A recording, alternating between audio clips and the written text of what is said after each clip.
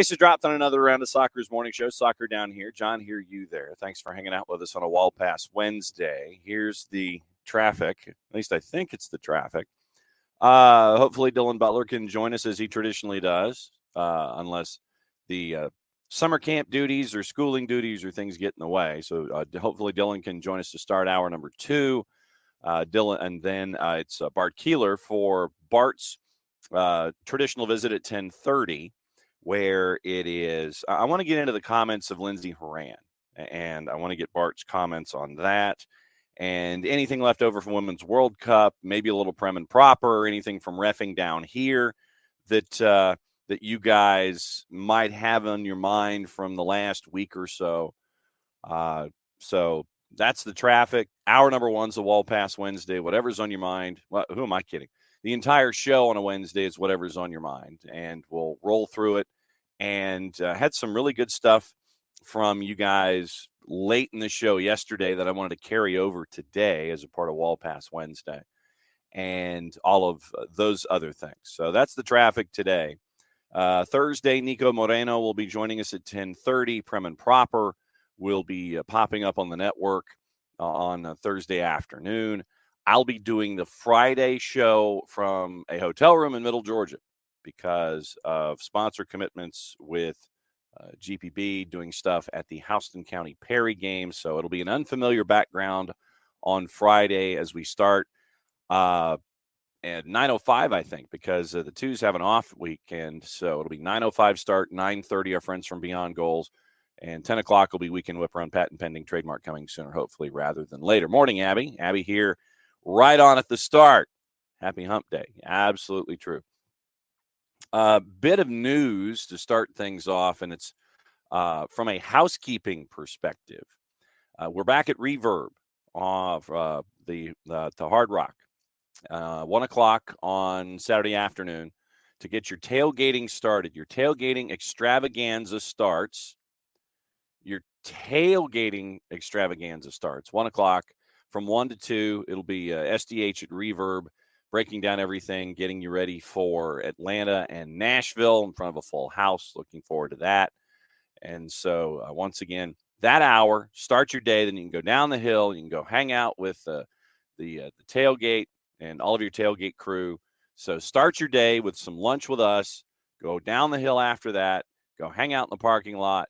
And then be ready for Atlanta United and Nashville on Saturday night, 7:39 kick at Mercedes-Benz. Full house, and I'm anticipating that the roof will be closed, considering what the weather has been like recently. So we'll be back at a Reverb because it is one of those Saturday evening home games. So once again, 1 o'clock, your pre-show tailgating starts at Reverb by Hard Rock with me and Jason and SDH, and then you can start your day walking down the hill and get completely and totally oriented with everything there. Early returns from folks. Morning 4-card, morning KFC, morning Ricky. Good evening, Bam. See, and that's the thing. It's like I've got to remember that Bam is 14 hours ahead. I got to remember Bam's 14 hours ahead in all of this. And we were talking about last time that Bart was on about the Women's World Cup. Bam says Women's World Cup revenue, first to break even, $888 million in revenue. So fantastic stuff when it comes to the Women's World Cup. And so we've got some Women's World Cup stuff we want to talk about with Bart, whatever's on your mind yourselves here in hour number 1. But we got Women's World Cup, prim and proper, maybe reffing down here. Lindsey Horan comments. That's going to be with Bart at 10:30 as we bring in Bart. So once again, Reverb, we're back, 1 o'clock Saturday afternoon from 1 to 2. Your comments, your thoughts, our comments, our thoughts. Atlanta and Nashville, big matchup in that gaggle there in the Eastern Conference with a lot of teams not separated by a lot of points. So it'll be fun to get everybody's day started with all of that. So Bam had a question that I wanted to carry over, and I guess that we are in opening kickoff territory. So since we are in opening kickoff territory here, there's your QR code for those of you watching on Twitch, brought to us by our friends at Kickoff Coffee and kickoffcoffeeco.com. Don't forget to use the code SoccerDownHere15. You get 15% off your purchase. They, in turn, take 10% reinvested into the youth game and youth initiatives. Very, very cool stuff from our friends at Kickoff Coffee and kickoffcoffeeco.com. It's more of a question. And Bam brought it up late yesterday, and I wanted to hang on to it and roll it over to today.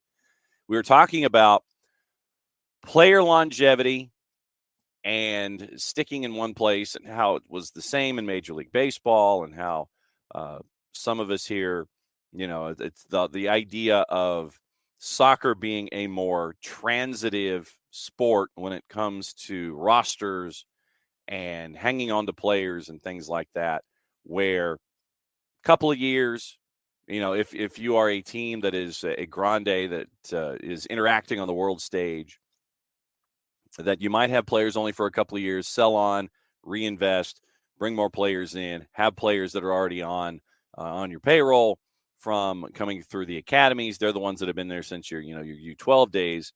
And then by the time they hit 20 or 21, after a couple of years with the first team, they get moved on. Cycle continues. So Bam had a question, and he wanted to know who will be the last player to play for one club. So Bam's question to the floor that he brought up late yesterday, I wanted to resurrect it today. Who will be the last player to play for only one club? I have no earthly idea, just because of the transitive nature of what we're seeing in the sport today. I mean, you look at, let's just take Major League Soccer. Let's see if we can, let's workshop this, as the man says. MLS player longevity with one club. And I know a lot of folks might have been looking at Kyle Beckerman and things like that. So let's see if this is actually something. You had guys like Wondolowski, Shea Salinas that were there as a part of San Jose. Average career length for an MLS player is just over 5.5 years. Graham Zusi, back in 2021, Jason Davis writes an article. The one club man, you had Gigi Buffon, 17 seasons with Juve. Wondolowski was a part of it, but he started in Houston, finished up in San Jose. So I don't even know if under Bam's classifications he would fit. So you had Matt Beasler at Sporting, Graham Zusi, 2009 Super Draft. So it might have been somebody like Zusi. Might be your answer. So whatever is on your thought pattern when it comes to that. So that is the question for the day. That's your QOD, at least until we come up with another one. Last player that you think is going to be a one club player. Bam brought in 35-year-old Lee Broxham, has been with Melbourne Victory since 2006, so 17 years. And Emilio says, a player's on too many teams if he can't decide which hat to wear on his MLB Hall of Fame plaque. That's true. And you end up with a guy like Jim Thome, off the top of my head, White Sox, Cleveland, Minnesota. Then you sit there and it's like, okay, so which one? Those kinds of things. Abby, as she continues to bring in our flag knowledge for the weekend. Coaches and players representing 19 countries in the first team. And if you add the twos, that makes it 21. It's a lot of flags. It's absolutely a lot of flags. 19 and 21. Speaking of which, sounds like Saba might be dropping in last night. So we'll see what happens with Saba Lobjanidze. And if he is, and he will, integrate Wednesday, Thursday, Friday, how many minutes can he give you? Does he come in off the bench? Those kinds of things. Those kinds of questions we'll have, and we'll keep an eye on Jamal Chiade as well as he waits for his visa and all of his paperwork to get all lined up and locked out. So the Fab Four can finally be whole. Obviously, we've seen stuff from Shande Silva and Tristan Muyumba, but now hopefully you're close to adding Jamal Chiade and Saba for the weekend and for the stretch run. So we'll see what happens. Indians, yeah, there you go. Indians for Jim Thome. So That's where we are with the 4 new pickups for Atlanta United here for the stretch run. So hopefully you might be able to see a little bit of Saba this weekend, and we'll keep an eye on Jamal Chiade. So that was part of opening kickoff, the question from Bam. The other thing that I wanted to bring in for opening kickoff has to do with what we do when we really want to see something. When we really want to see something. And it's the whole idea of can we say VPN? Can we say VPN on those for those words? Can we say that without getting into any kind of trouble? Just asking. I wanted to see if we can if we can say something and not get into any trouble. I think we just did. So it appears, and this is from once again, this is from our friends over at Awful Announcing. It appears that the numbers for folks who decide that they want to watch something in England. We always talk about password sharing. According to our friends at The Athletic, this is discussing British soccer, by the way. A recent study estimates at least 5 and perhaps up to 8 million people in the UK watch illegal web streams. It's a story by Matt Slater. Survey by global research firm YouGov Sport found that 5.1 million adults in England, Scotland, and Wales admitted to watching sport via an illegal streaming website, pirated app, or modified set-top box in the first 6 months of 2023. First off, do you want to admit something like that? Do you want to admit it? Because then you're on the record. And we all know about the possibilities of having information sent from one source to another. Does this indirectly get you in any kind of trouble with the British VPN police? 5.1 million adults admitted to it. Watching sport via a streaming website, pirated app, or modified set-top box. Comparing to the estimates of 3 to 4 million viewers of pirated streams from recent studies commissioned by trade body Audiovisual Anti. let me see if I can do this correctly. Audiovisual Anti-Piracy Alliance and the Intellectual Property Office, a UK government agency. The YouGov Sport figure, according to Slater, does not tell the full story, as it found a further 3.2 million adults were either unsure if they had watched an illegal stream or just preferred not to say. I'm thinking it's the latter. I'm unsure if I've watched an illegal stream. I mean, this screams multiple choice test. You have, you haven't, or you're unsure. 5.1 actually admitted to it. But 3.2 are either unsure, I don't know if I watched an illegal stream or not, or just preferred not to say. I'm thinking it's the last one. How are you not sure? I mean, is this like when you wander into B-dubs or something and you're sitting there and you're watching a game of choice, or the British equivalent of B-dubs, your favorite sports bar? And I mean, just like, yeah, okay, I don't know. Game's up there on the board. I don't know. Furthermore, the survey's sample of 2,041 people did not include anyone under the age of 18. And those are the most savvy of us all. Even if the hundreds of thousands of teenagers who are likely to be watching illegal streams were overlooked, the YouGov Sports study suggests more than 8 million adults in England, Scotland, and Wales are either definitely doing so or probably engaging in the behavior, about 1 in 6. Sports business media firm, unofficial partner. How's that for a sports business media firm name? Unofficial partner. Commissioned the research, and it features it in a 5-part podcast series, The Pirates versus the Premier League. First 2 parts released last week, 3 remaining episodes coming this week. Asked why they watched stolen intellectual property.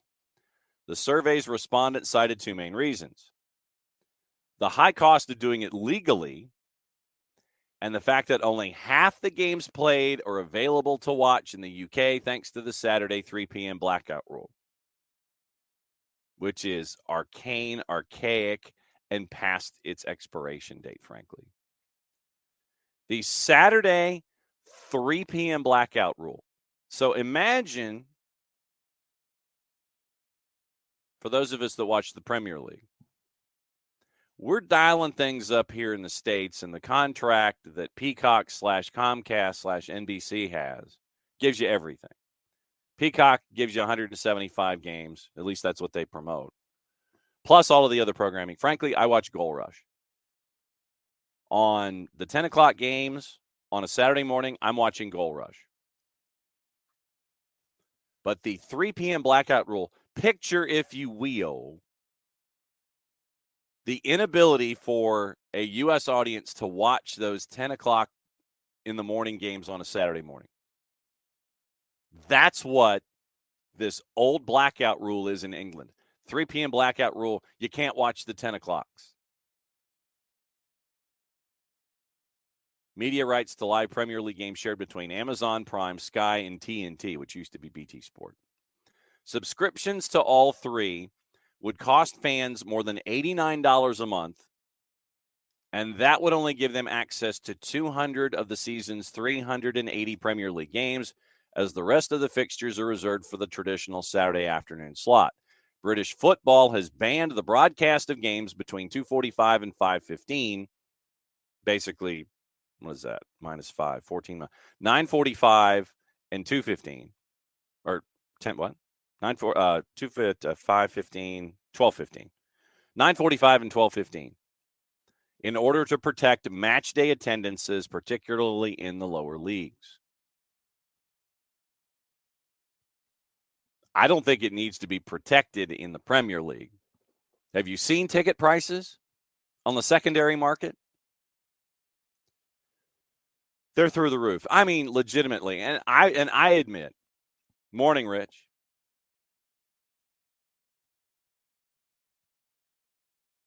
In the Premier League itself, and I was just messing around the other day.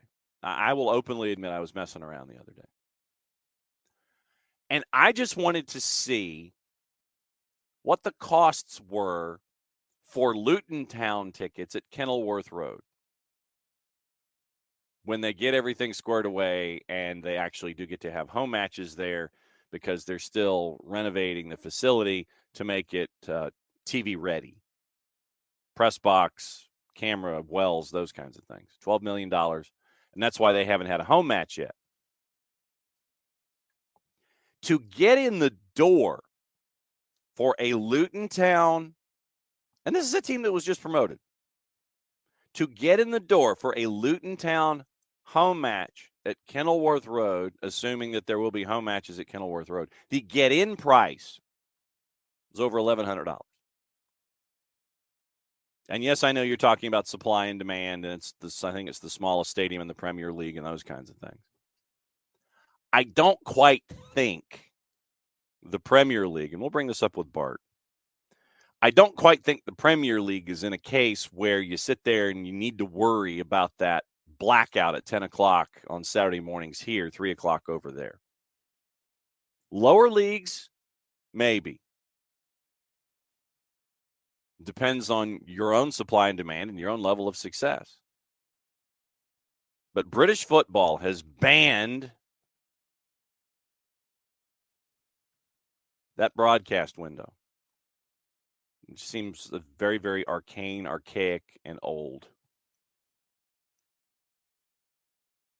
Many industry experts, according to Slater, as he continues, believe the game's playing into the hands of illegal streamers, many of whom have links with organized crime. And most fans would prefer not to break the law to watch their teams play. The supposed impact on lower league gates is also becoming increasingly questioned. Unofficial partners Matt Cutler believes the cost of living crisis has combined with greater awareness of illegal streaming to create a situation where, quote, the consumption of pirated live sport has become endemic in the UK.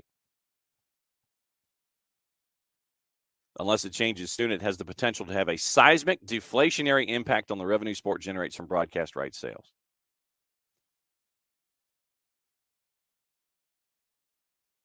So that's what you're staring at. Earlier this year, West Mercia police knocked on the doors of more than 1,000 individuals to warn them to stop streaming illegally. Don't you do it. Don't you do it. In a separate case in May, 5 individuals were sentenced at a Derby Crown court to a total of more than 30 years in prison for their part in a piracy scheme that earned them more than £7 million, almost $9 million. Growing number of people inside and outside the game who worry football is approaching the same existential threat the music business faced in 1999 with the rise of Napster, the file-sharing app that almost killed an industry. The music business eventually pivoted away from CD sales to legal streaming, and I'm sure our bank accounts can reflect that. It effectively eradicated the piracy problem, but slashed revenues in the short term, led to dramatic changes in how talent is nurtured and rewarded. Knocking on doors of 1,000 folks. Stop streaming illegally. Don't do it. 5 individuals in a piracy scheme. Hey, $9 million. Not bad. Abby, illegal stream. Yep, unsure what my son has downloaded under what account. Bam told Bam, I give you credit. Bam told LAFC president Larry Friedman that he would illegally stream LAFC games when I couldn't legally watch them, and his reply was, "You go. Got to do what you got to do." That kind of openness you really appreciate. Michael Head, a UK business colleague, used to come over to the U.S. a day early and get all the PL games on a Saturday or a Sunday. He couldn't believe that he could watch all the PL matches. And EPL pricing, according to Michael Valverde, varies greatly for locals. They're actually reasonably affordable. Yeah, and that 3 o'clock blackout designed to protect the local teams. Yeah, and Hutch, maybe their prices are a bit too high, just spitballing. I mean, all right, so I went down the road of the new guys in the Premier League. Let's go to another team. Let's go to Bournemouth. Let's go to Bournemouth here. You click on where it says buy tickets online. You've got a bunch of memberships. You have restricted offers for home matches in September in the Premier League. But you've got to register for an account. Away coach travel for a couple. So let's go into the secondary market. I forget where it was where I saw the. I don't want to go to that particular event. If I could spell Premier League, I could do it. No, I don't want Brook Hollow, Georgia. It's like they sit there and you're like, all right. So obviously this is not working very well, and this has been tremendous radio.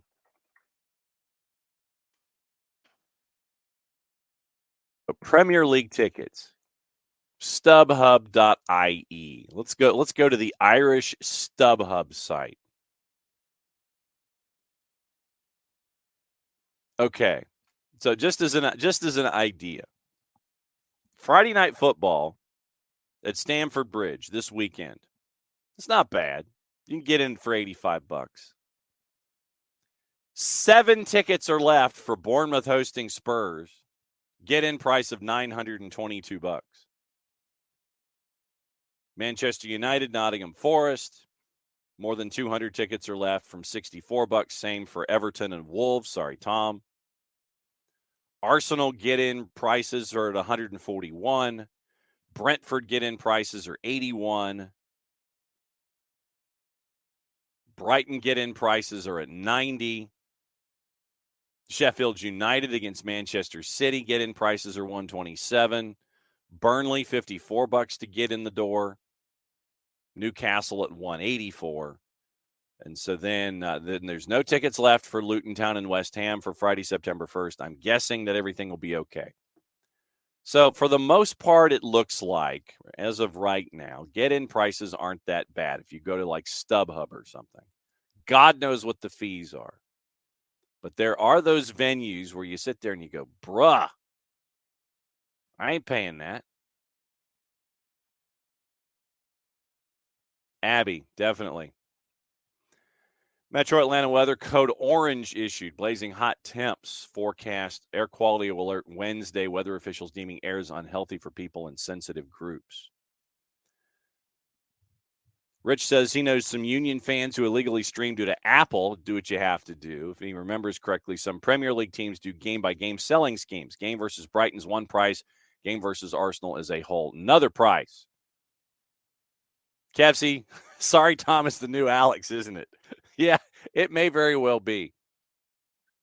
But yeah, so folks are doing what they got to do. But I enjoy the idea that cops are knocking on doors, 1,000 doors going, stop streaming, stop streaming, stop streaming. Makes you wonder if it's going to work. So we'll see what happens. That's your opening kickoff. Streaming and illegal things. That's your opening kickoff. Brought to us by our friends at Kickoff Coffee. KickoffCoffeeCO.com. That's your QR code for those of you who are watching on the SDH social medias. We're not just on Twitch anymore. We're on the Facebook page, and we're also on Twitter live. So on however you are watching, that's your QR code for Kickoff Coffee and KickoffCoffeeCO.com. Thanks to everybody who has been using Kickoff Coffee. Been using Kickoff Coffee? Yeah. Been using Kickoff Coffee and has been helping them with their growth. Use the code Soccer Down Here 15. You get 15% off your purchases. They, in turn, take 10% reinvested into the youth game. Kickoff Coffee and KickoffCoffeeCO.com. Okay, tonight, we got stuff to watch. There is some stuff to watch on TV. And one of them, and it makes you wonder who wrote the Book of Love. No, just kidding.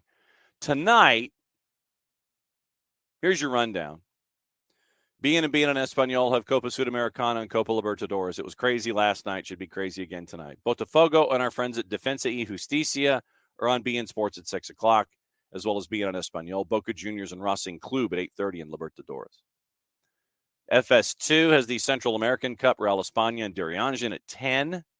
Telemundo, Universo, and CBS Sports Golazo have your action. Telemundo has your first U.S. Open Cup semifinal.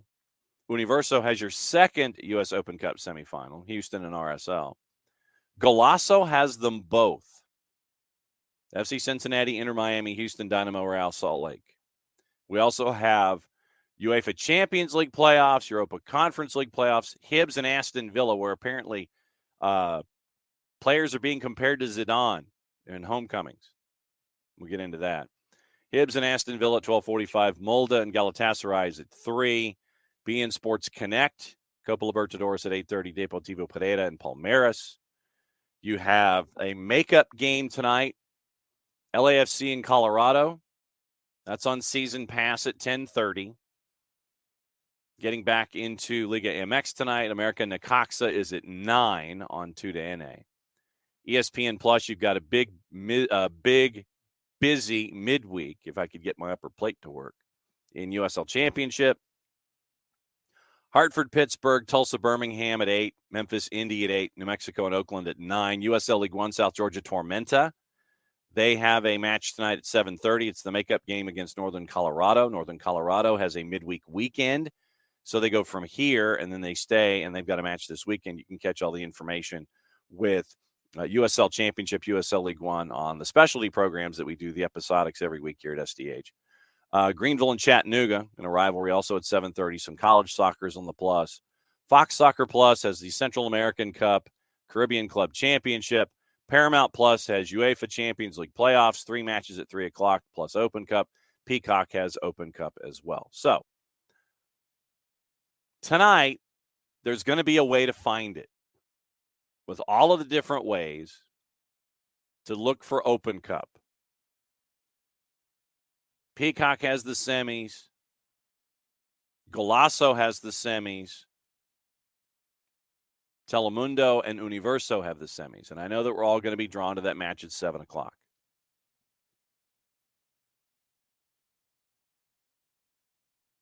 Peacock in Spanish only. Michael Head with the matchup tonight. And Inter Miami is in that sprint that we've been talking about. You've already won 1 trophy. You're in the CONCACAF Champions Hemispheric Extravaganza. You're already in the Sweet 16. You're already there. But now it's about racking up trophies. You're 2 wins away from getting a second trophy this year with your approach. So my question to you, with this approach that we are seeing from Jorge _Moss and the Moss brothers, how many other teams in Major League Soccer do you foresee pursuing things in this manner? How many other teams outside of Inter Miami down the line, now that they have opened up this door of Messi and friends, and probably, possibly, perhaps, maybe with the addition of Luis Suarez in January, coming over from Gremio, how many other teams do you anticipate following this path of, I'm going to try to bring in a huge star, open a window, hey, I want to go play with my buddy, and you end up with teams that are kind of like the Miami Heat or the Lakers or the Celtics, however you want to assemble it in this modern day and age, like the Heat with LeBron and D Wade and Chris Bosh, which is probably more the recent example than the Lakers and all of the iterations of who wanted to play with Shaq and Kobe.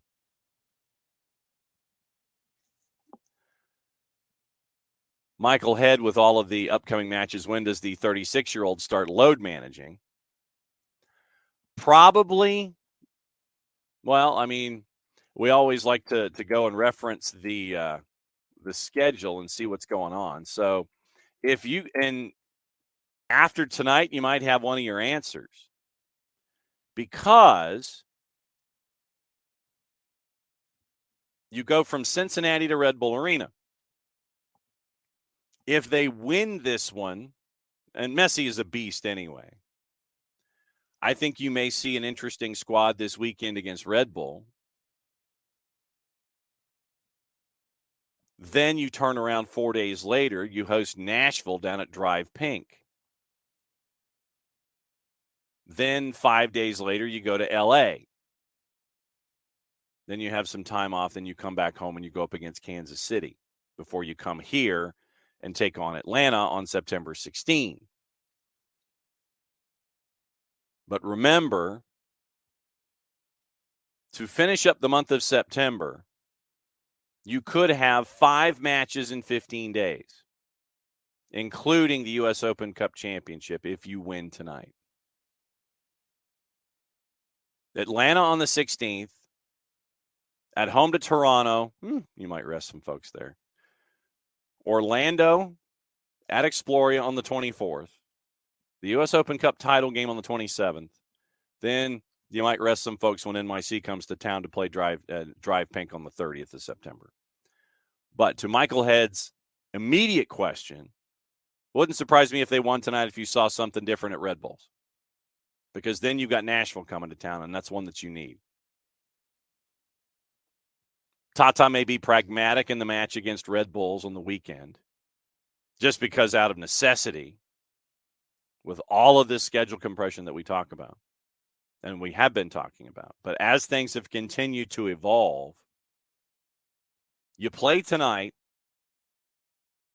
you got the weekend, and my guess is you're not flying home to Miami after and then flying back up to New Jersey.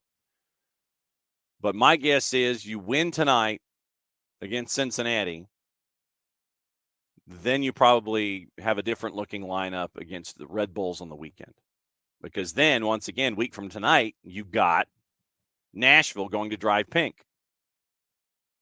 So I think we'll have a better answer after tonight about the load management and all of that idea. So Rich thinks that this philosophy of getting the top-heavy lockdown stars could be 5 teams. Seattle, both LAs, NYCFC through Manchester City, and maybe Houston with some Mexican assistance. And Ted Siegel is going to want to invest money anyway. But because of what we've seen, how many of this keeping up with the Joneses panic are we going to see? How many folks are going to stick to their guns? How many folks are going to stick with their approach? How many folks are going to sit there and go, we've got to do what we've got to do because, hey, we're seeing what Miami's doing. Maybe we should try and do the same thing. How many folks step out of line? How many folks sit there and look at their state of play and go, you know what? That was successful. Yes, it's successful in the short term. Let's try that. So Rich says Seattle, both LAs, and LA we've seen, LAFC we've seen, with John Thorrington not afraid to do anything like that. And we'll ask Dylan Butler this question when he comes in at 10 o'clock. But you say 5. Seattle, and this will be an interesting question. Tell you what, Rich, since you have raised Seattle, when Nico comes on the show tomorrow, we'll ask him. LAFC, we've seen what they do in the past. John Thorrington, yes. LAG has to get out of trouble first before they can do any kind of investing like this. NYCFC through Manchester City and maybe Houston. Chicago, maybe, with Mansueto bringing in guys like Xherdan Shaqiri. The return on investment would probably turn me off from all of the times where, and this is the other part in all of this, you sell Jean Duran and you sell Gaga Slonina. What have you done to reinvest? That is another red flag for me for Chicago. The Revs sell Petrovic for, was it 14? What do they do to reinvest? So let's run down the list here real quick. Let's and Argentina qualifying. That's another part of it too, Michael. Yeah, when it comes to Inter Miami, that's coming into the Atlanta match. So we'll keep an eye on that. So Cincinnati, no. New England, maybe. Philadelphia, no. They have their own system. Orlando, they may, but not as big as we would think. Columbus, the Haslams, don't think so. Nashville, not the way that they're structured. Atlanta, yes. I mean, they won't. That's not going against type for them, but they'll invest. Montreal, no. Joey Saputo likes to use his connections instead. Chicago, maybe with Mansueto. DC, don't know. Red Bulls, no. Charlotte, no. NYC with their connections with City Football Group. Toronto, yes. And I'm going to see real quick if we have an update on John Herdman. John Herdman to TFC. Check to see if we have an update there. Because, sure, why not? No update that we can see. Canadian clubs talk Messi effect as superstar grabs headlines. It's from the Canadian Press. Axel Schuster, Vancouver Whitecaps sporting director, says it represents the chance for the league to better market itself. There's zero frustration, Schuster says. I think all the stories around Messi are a door opener for us to deliver additional content from around the league. Sherry Bradish, the director of Future of Sport and Lab and Sport Initiatives at Toronto Metropolitan University, which I've never heard of. Messi coming to MLS has had tremendous impact on the league and the interest in the league. I think the valuation of the teams affiliated with the league. Patrick Leduc, director of soccer culture for CF Montreal. Globally, I think it's great for the league. I think it's drawing attention. It's exciting. Does it highlight some weaknesses in our league? Maybe it does. Yeah. Maybe it does. Doesn't diminish the fact globally it's a positive thing that's happening. Schuster said superstars like Messi have been proven to benefit leagues, points to Messi and CR38's time at Barca and Real Madrid. Superstars have always been good for leagues. It's our job now to use this momentum and grow the secondary things behind him. So globally, I think it's great for the league. Where's my LA Knight drop when I need it? Yeah, great for the league. Yeah, great for the league. Yes, that is true. So we know that Toronto's going to want to spend money. St. Louis, no, they're built in a Red Bullsian kind of a way. LAFC, yes. RSL, no. Seattle, maybe. San Jose, no. Houston with a new ownership group, yes. Austin will be interesting because they spent money. They have not been getting the full return on their dollars. Vancouver, no. Minnesota, not really. I don't know what they signed. I forget what the number was that they brought in Timu Pukki, but that might be about it. You know, mid 7 digits. Dallas, no. Sporting, yes. Portland, Merritt Paulson, maybe. LAG, yes. Colorado, no. I wasn't keeping track. How many yeses is that? It's a decent amount. Rich wishes that the Union would. But, I mean, the most expensive transfer that the Union have picked up was it $2.5 million? Did I hear that correctly? Was that the Gazdag pickup at $2.5 million? Okay. And our buddy Joseph Pasek from the Fired Up Network, who is dropping in this morning. Ryerson. Toronto Metropolitan is Ryerson. Okay, so I'm used to if they had just said Ryerson, I would know what you're talking about. Yeah, and look what it's won you, Rich. Look what it's won you. So what did we say? How many yeses? Was it like 6 or 8 yeses in this new philosophy? That not necessarily new, but the reinforcement of the bringing in the high-powered philosophy of a Lionel Messi and friends. So we'll see what we'll see what the ideas are there when it comes to who wants to spend. But the thing is, and we talked about this, you've got to add another DP, and you've got to have a cap that's more than $7.5 million. It's got to be more representative of something along the lines like the National Hockey League. You've got to have a floor, and you've got to have a ceiling. $7.5 million, moving your cap to your number that you had anticipated in 2027 of $7.5 million. And the ideas of AM and Garber Bucks and all these kinds of things. And the other element of this is that you've got to be more transparent. Tom's looking at 10 minimum, 10 million minimum.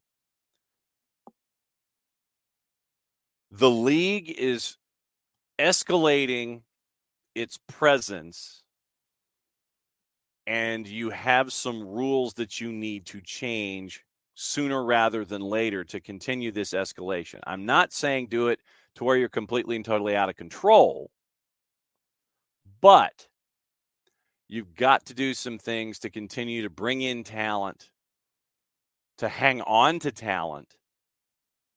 Because if you develop talent from within, like Rich's Philadelphia club, like Atlanta United, like an FC Dallas, if they wanted to hang on to a Pepe, if you develop talent internally, there should be mechanisms in place to make sure that that talent can be kept if they want to stay, or give signals to other locally generated talent, internally generated talent. We want to keep you. We value you. Stay. And you can do that with an expanded cap structure, adding a DP, all of these kinds of things. And Abby, frankly, and as a part of Sidebars R Us, Abby, bless you for doing this, sent the SDH fix of the All-Star game to the league in a survey. I'm waiting for the response. I cannot wait to hear what they have to say after we all workshopped the new All-Star game format.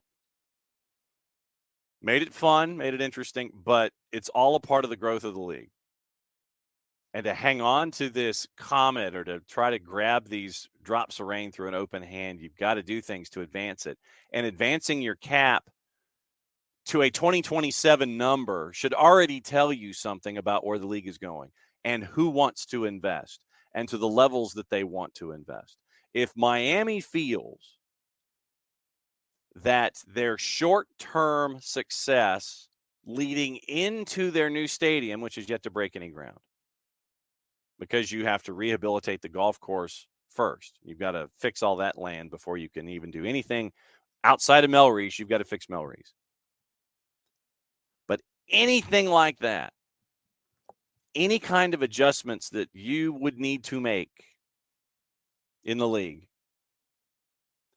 when you're having to jump to your 2027 salary cap number, that should tell you something.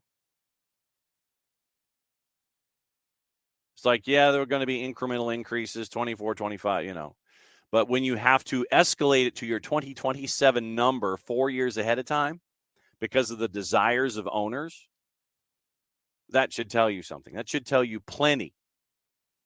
It should absolutely tell you plenty about what's going on and what you need to do to adjust on the fly here. Hey, the Saudi Pro League, they think that they're right there with you. Saudi Pro League, we're just as competitive as Major League Soccer. Just ask CR38. We're right there. Still have no desire to watch anything out of the Saudi Pro League, not even a half hour weekly. Don't care. Not going to watch it. Once again, Bart Keeler coming up. If you've got reffing down here stuff that's on your brain, Bart Keeler joining us at 10:30 for reffing down here. We'll talk the Lindsey Horan quotes also. We'll talk about other Women's World Cup superlatives, viewing, break even, all those kinds of things. The financials, everything else with Women's World Cup that might be on the table. So reffing down here, Women's World Cup, Lindsey Horan, more senior superlatives maybe. We'll compare and contrast. That's with Bart Keeler coming up at 10:30 from the SoccerForUS POD. At Bartimus Prime 19 on the Twitters. And hopefully Dylan Butler will be able to join us here in the next 5 minutes. And we can roll through all of the stuff going on in Major League Soccer. Gossip, rumor, and innuendo. Things left unsaid. Who might be going where? Liverpool have had a €30 million bid for Andre turned down by Fluminense, who are reluctant to lose the player before the end of their league season. And considering how many other competitions they have, their season may not end until 2027. West Ham have not given up on signing Ajax's Mohamed Kudus after their opening bid was rejected. Hammers have had a second bid of 42 million euros rejected as well. That's from Fabrizio Romano. Manchester City could resurrect the deal with West Ham over Lucas Paquetá once the FA investigation into his alleged betting rule breaches is concluded. Remember, you've got about a week. Fiorentina have given Morocco midfielder Sofiane Amrabat until Friday to decide whether he wants to stay at the club amid interest from Liverpool, Manchester United, and Atletico Madrid. That's from our friends at Corriere dello Sport. Liverpool target Ryan Gravenberch faces an uncertain future at Bayern Munich as the Bundesliga club way up selling the 21-year-old midfielder. Arsenal have made it clear to Saudi Arabian suitors and Real Madrid that Gabriel is not available. Bernardo Silva signed a new deal at Manchester City, committing to them through June of 2026. Once again, always remember, in these situations, when you sign players to deals, it is about controlling the asset. Even if you like the guy, it's about controlling the asset. Arsenal will demand $50 million from Chelsea for Folarin Balogun. Remember, all these are in pounds unless I say otherwise. Folarin Balogun, after the Blues sounded out the striker over move to Stamford Bridge. It's from the Evening Standard.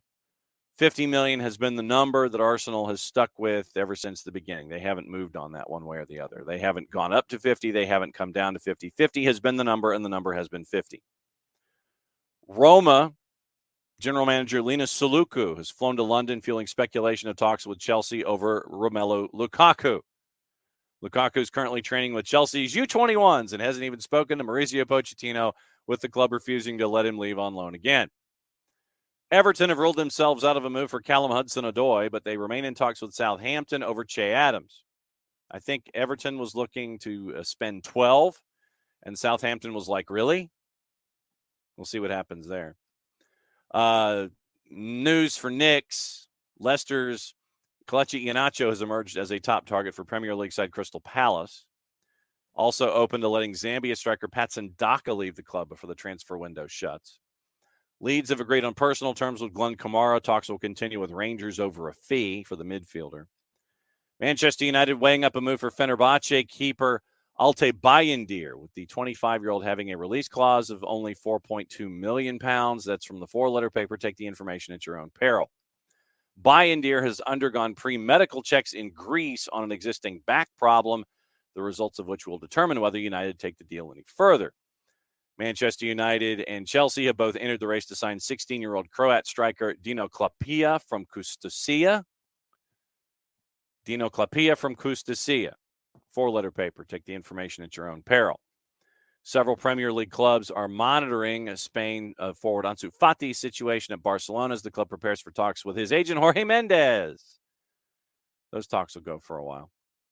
Sheikh Jassim is set to complete his full $6 billion takeover of Manchester United by mid-October. That is from the three-letter paper. Remember, Sheikh Jassim, Sir Jim Ratcliffe. Those are the two. It's been quiet.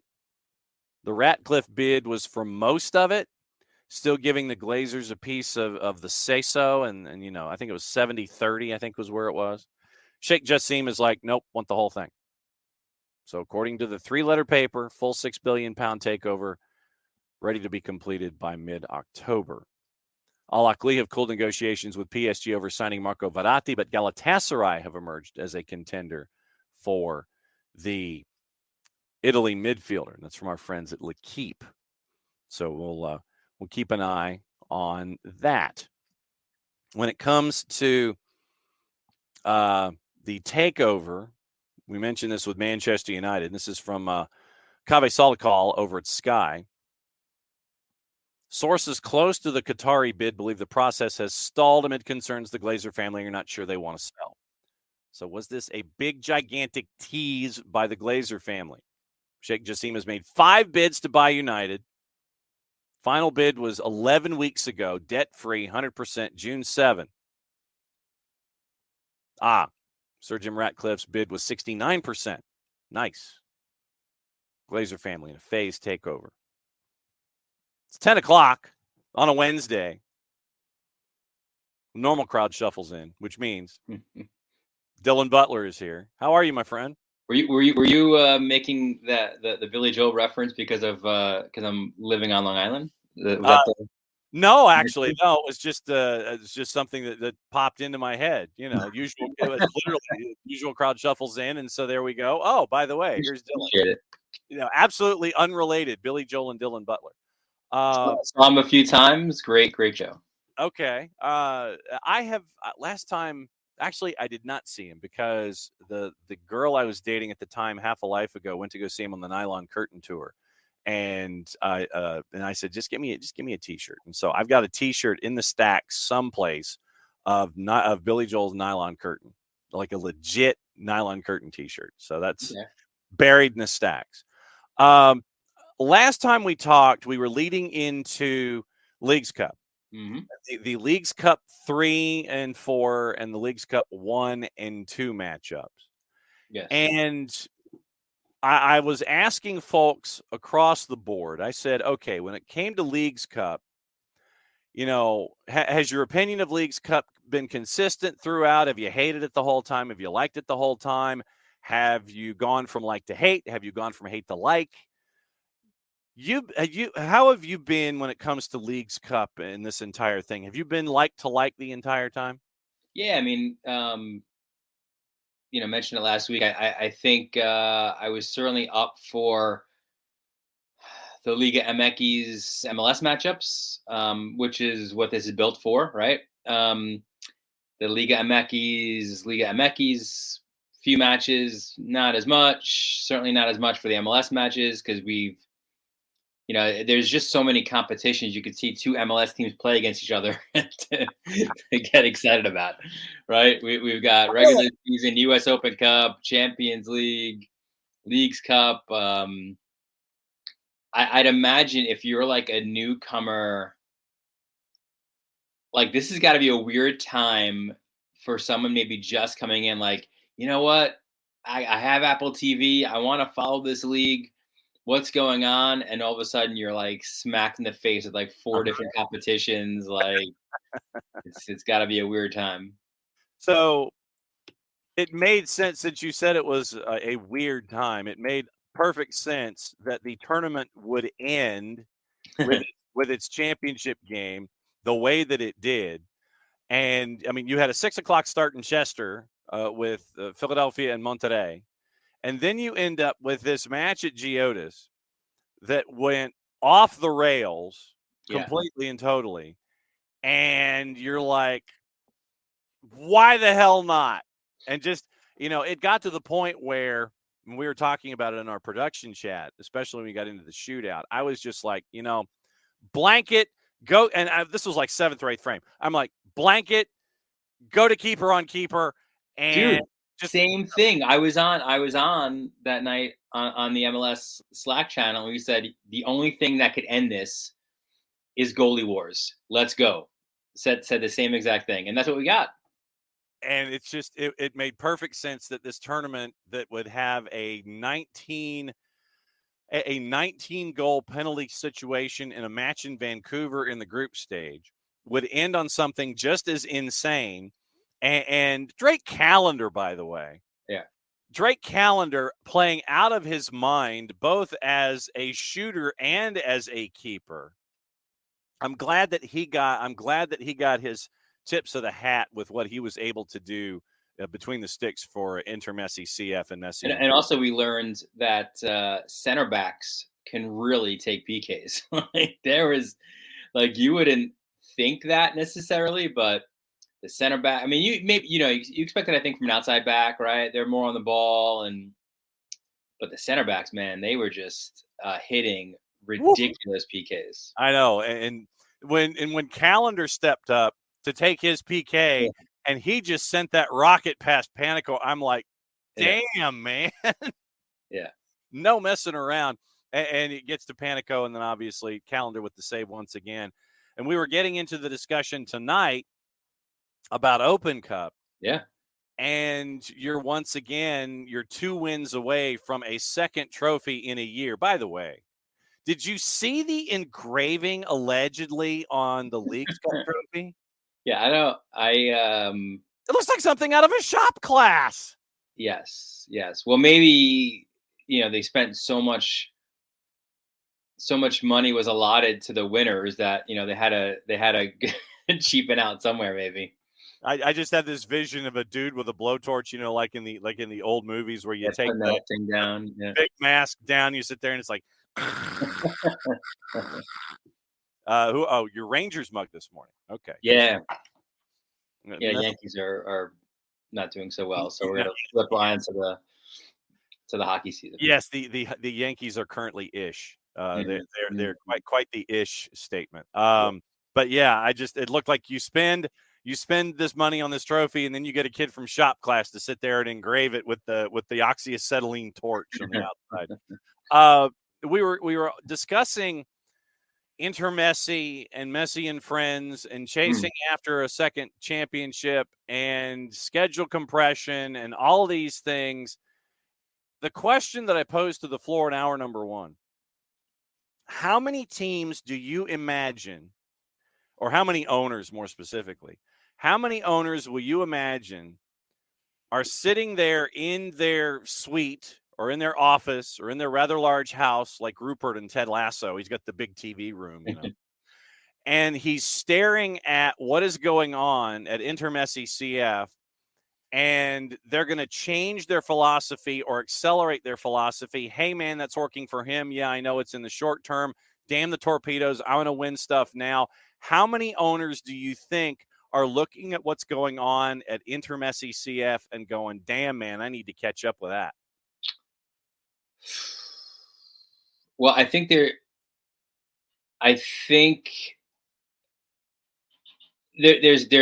multi layers to this, right? So there's the spending, which, for example, we've seen Salt Lake and Columbus do in recent years, which we haven't seen really before. So that's been impressive. I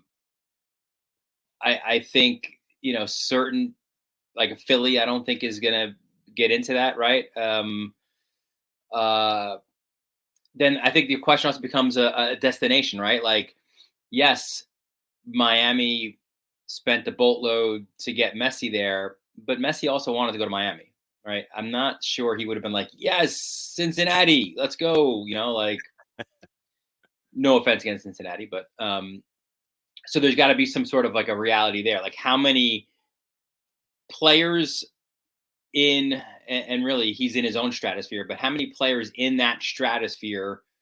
And I know we heard the rumors about Cristiano Ronaldo and Sporting Kansas City, but that seemed a little bit weird. But how many players of that ilk, Mbappe, others, right? Like, there's only so many spots, right? Like, they're going to go to LA. They're going to go to New York. They're going to go to Miami. So there's also that part of the reality. So, I think you can spend more. Like what I love what Columbus did, right? Like, they realized they were going to lose Zella Ryan and they get Gressel, they get Diego Rossi, right? Like, really good moves for them. But yeah, like these seismic big moves, I still don't think they're, I think the two LA clubs, I think NYCFC went away from that, but I think they're one of those who can certainly turn that, flip that switch pretty quickly. And they probably will, especially when their stadium opens. They're going to want to make a bang, especially with Pep being on the touchline. You heard it here. Yeah. Pep will be the manager when that stadium opens up. But and then you deal with teams that are willing to spend as well. Atlanta, Seattle, Seattle desperately needing a makeover right now, right? Portland showing that they'll spend money as well. So I think a few of those like bottom feeders though, who have big owners, like Colorado, like Toronto.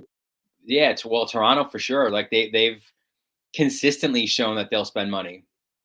So and that's another city too, right? I think you could add that into a city that could be one of those destination cities. So All right. So since we've opened the coaching door, let's open the coaching door. Let's start with the most recent one. Gio gets let go in Portland, and I maintained that because of what he did in Portland, that he deserved to finish out the year.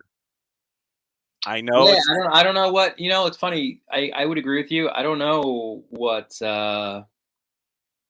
I don't know the rationale for now, unless it's literally just new coach bump, and maybe that gets us over the playoff line.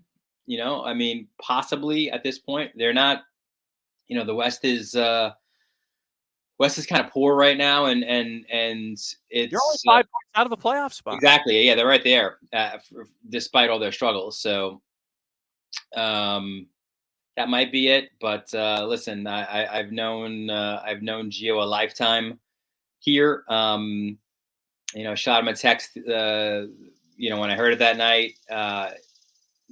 Listen, he deserves better than that, right? Like, he's brought them to 2 cup finals. Terrific person, great coach. He is one that you are sure will land on his feet. Was surprised that was the next coaching change. Now, I mean, listen, the result was a bad one for sure. Yeah. And I was on his post-match presser, and he said, "Listen, yeah, I always say it's on me, but the players have to take responsibility here as well."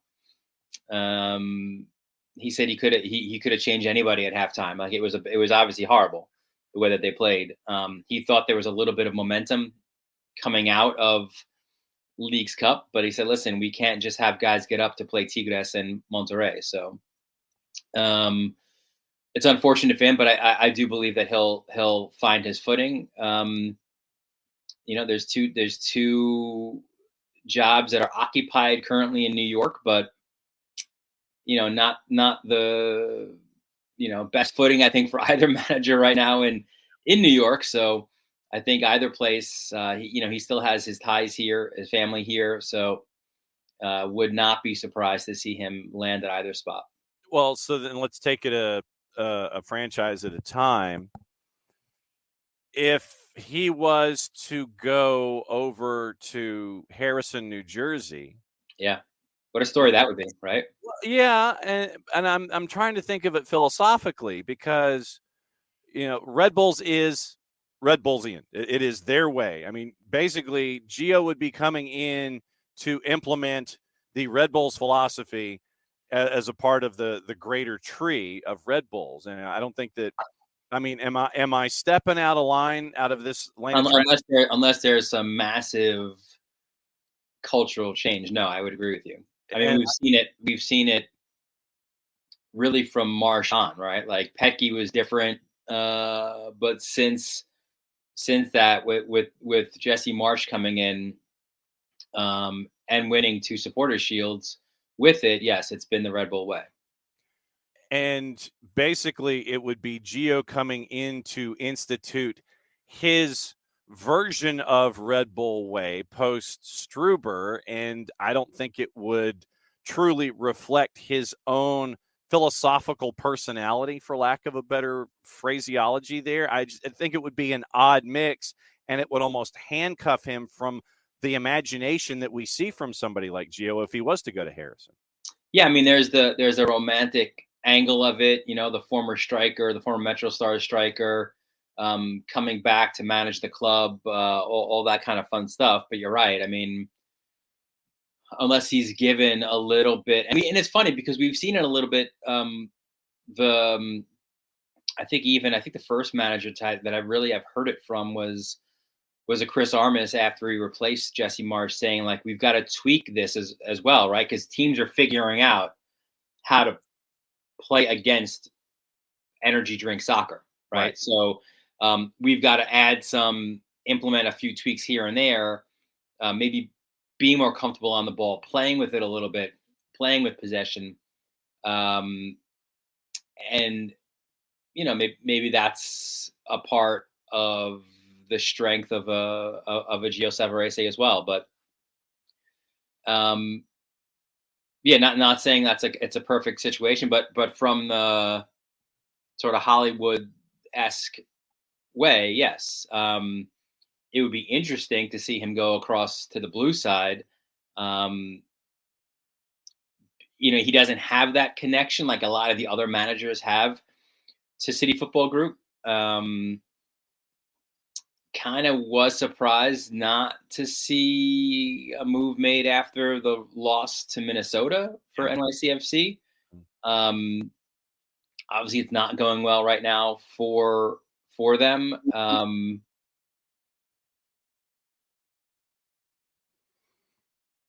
Possible for you. Yeah. Should they make the move? Yeah. Burned is in, and he says, Struber taking over Salzburg tells me that the Red Bulls group has not moved on from the pressing style even after Rangnick's departure and Mateschitz' passing. And you mentioned City Football Group, and right now, as you mentioned it, and it makes a lot of sense that when Dylan Butler Estates is finally created by 2027, that Pep would be the guy who would be there, with his Central Park West condo and apartment that's overlooking everything, and then he goes. He has his transition year after leaving Manchester City, where he goes and he'll just kind of be a part of the nightlife in New York City. And then, by the way, City Football Group, you ambassador Pep Guardiola, we want you to usher in this new era at Dylan Butler Estate. So that would give That would give Gio a 4-year window to be the head coach at NYC and then be a part of the staff of Pep Guardiola for City Football Group. I mean, that does make a lot of sense for somebody like Gio to wander into a situation like that and boost up NYC. That one makes some sense to me. Yeah. Yeah. So we'll see. I mean, I like I said, still has the ties to this area. But I do think, when the postseason comes around, there's other openings. Like I do believe he'd be getting a lot of text calls. Definitely a guy who has put in the work, and there'd be interest in him for sure. So then let me go to another opening that has gotten some interest, at least interesting conversation here. Toronto. Yeah. And when John Herdman's name was mentioned, Glad you mentioned this. Yes. What in the blue hell is all of that about? I'll say it. I had so many questions. I mean, literally, I had the question mark thought bubbles, like in the cartoons, like that we'd always see. Literally, it's like, huh? And the article that came out in The Athletic, where apparently Bill Manning is saying that John Herdman would be a drawing card for fans to BMO and would be a drawing card for players to come to Toronto, considering the structure that we have with salaries and DPs. And I don't know if you could fit everybody, even though we know Bill Manning will want to spend money. I had more question marks than a grammar book in elementary school about John Herdman. I'm like, what are you thinking? And it seems like job hopper John Herdman is ready to go. He's the one who reached out. Yeah, so interesting here, right? Like you go from one. Yeah, lay it out. Yeah, I almost thought I'm like debating. Do I say this or not? It feels like he's going from one organizational dumpster fire to the next. Where the Canadian Federation, he's obviously having his arguments with, his fights with. We've seen it with the women's team as well, right? About funding, and you wonder maybe how much he is fed up with that, or is he just playing this card right now, right, to maybe push the federation to provide more funding and more resources. If he's not, that's like he's on a pretty high level right now with Canada, right? Like they just went to the World Cup, didn't perform well there, but in 4 years' time, the World Cup is on your home soil. Mm-hmm. No guarantee that he'll be there for the 4 years, though, obviously. But he's doing pretty well. If he is fed up with the federation, I got to think he'd go to Toronto, but only with the caveat, and we've spoken about this before, how these things kind of blow up a lot of times in teams' faces, with the caveat of being the technical director, head coach. Mm-hmm. He's not going for the head coach. Like, he's got to have his hands on everything. And I will say this too, it's a little bit different to convince a player to change your national team status with the understanding the World Cup is there and playing time is there than it would be to convince someone to come to Toronto to play in Major League Soccer. I look at John Herdman and I go, okay, women's team hop to men's team. Men's team now apparently openly campaigning for TFC. And he's thinking, and Bill Manning wants Toronto to be a hub for Canadian men's soccer, Canadian soccer in general. And this whole thing just presents the most wrongest vibes and juju that we've come across in quite some time, involving a coach that might be so fed up with the situation. I get it. I'm fed up with what's going on with the Canadian men's national team and Canada soccer business and all that kind of stuff. I'm fed up. And so I'm either leveraging the Toronto FC opening to improve my state, where Jason DeVos, the interim secretary, has said, and they didn't pursue it, that they looked into filing for bankruptcy. So the situation won't immediately improve. I mean, you're really dancing. You're dancing with chainsaws here if you're John Herdman. Yes.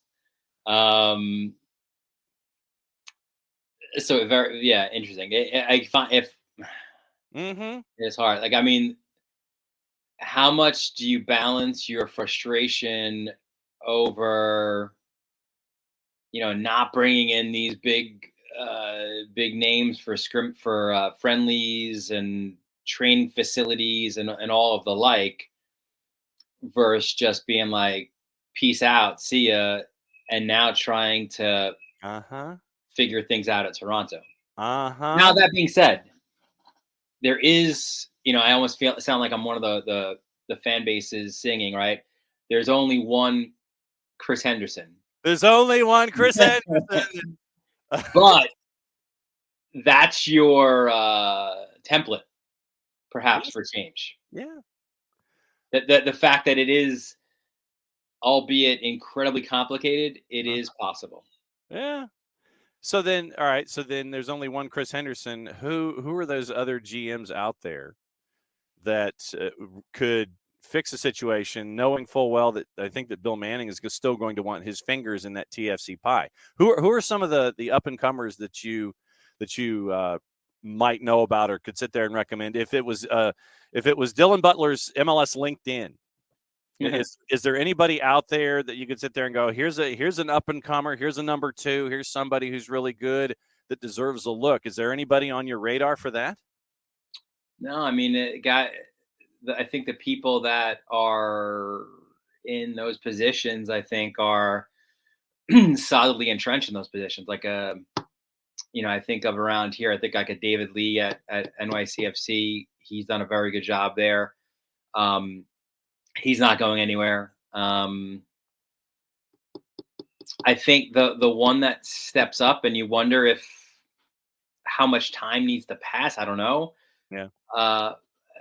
Claudio Reyna, is that a guy who maybe, has he spent enough time in, I don't know, whatever it is, purgatory right now to get that call?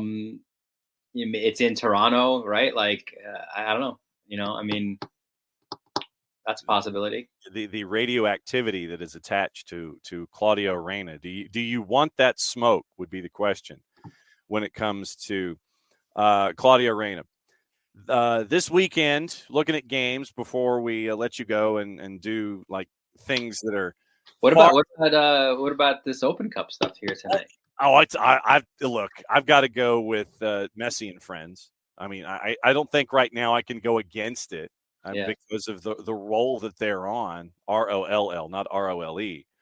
But is Matt Miazga the guy? Is he going to play that that villain role and just like chop down Messi and get the card and get DeAndre Yedlin and all the other Miami guys boiling? Oh, He's good for that. Is it him, or I'm trying to think of somebody who really could, who's down the roster a bit, who's someone sit there and go, yeah, I'll do it. I mean, I think he plays that role, but he will not. I don't think he'll do that whole. Remember the Mexico game? Who was the Mexican player where he fouls him and then he's pointing down like because he's so short. Yeah, I remember. That's a great. It's on YouTube. It's on social media. That's a great clip. And he kept doing it and doing it and doing it, and then finally, taller Mexican players came in to show their displeasure with Miazga. Absolutely. I don't think he's going to do that to Messi. No, because the last thing you want to do, you don't want to step on Superman's cape. You really don't. Correct. And I've got to go with Messi and friends tonight. I think the other one, like that'll draw more eyeballs, obviously because of Messi. But to me, I think they're both really interesting matchups, right? Like Houston RSL, man. Like, by the way, props to the marketing department at Houston.